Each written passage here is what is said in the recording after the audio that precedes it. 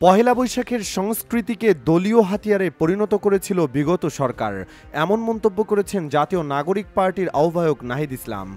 আগামীতে পহেলা বৈশাখকে জাতীয় উৎসব হিসেবে পালনেরও আশাবাদ ব্যক্ত করেন তিনি। সোমবার 14 এপ্রিল রাজধানীর ইস্কাটন রোডে এনসিপির পহেলা বৈশাখ আয়োজন অনুষ্ঠানে তিনি এসব কথা বলেন। নাহিদ বলেন, এবার প্রথম হাসিনা মুক্ত ফ্যাসিস্ট মুক্ত বৈশাখ পালন করতে পারছি। আশা করব সামনের দিনে নববর্ষ জাতীয় উৎসব হিসেবে পালন করতে পারব। তিনি বলেন, রাষ্ট্রের নবায়ন হোক চাই। জুলাইয়ের মধ্য দিয়ে রাষ্ট্রের নবায়ন শুরু হয়েছে, তবে রাষ্ট্র কাঠামো যদি একই থাকে তাহলে জুলাই বিপ্লব ব্যাহত হবে।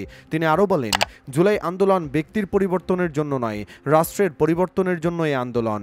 যে সংস্কার চলছে তা দ্রুত বাস্তবায়ন করতে হবে। দ্রুত সময়ের মধ্যে বিচার ও সংস্কার দেখতে চাই। নাহিদ এ সময় আরও বলেন, এনসিপি গণপরিষদ নির্বাচনে এজেন্ডা নিয়ে সামনে এগোচ্ছে। ফ্যাসিবাদের বিলোপে রাষ্ট্র সংস্কার চলমান থাকবে বলেও জানান তিনি। এ সময় এনসিপির সদস্য সচিব আক্তার হোসেন বলেন, রাষ্ট্রের যে সংস্কার প্রয়োজন সেসব অবশ্যই অন্তর্বর্তী সরকার করবে, যাতে পরে যারা ক্ষমতায় আসবে তারা যেন এই সংস্কার চালিয়ে নিতে পারেন।